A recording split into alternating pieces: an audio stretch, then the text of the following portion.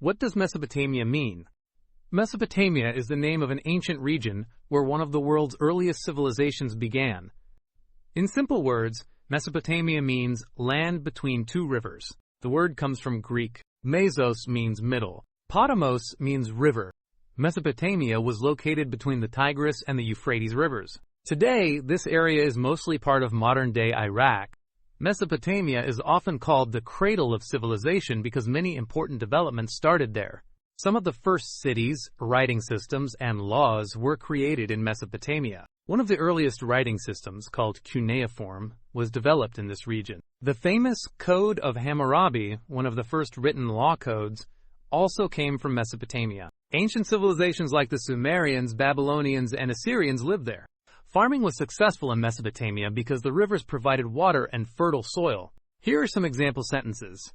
Mesopotamia is known as the cradle of civilization.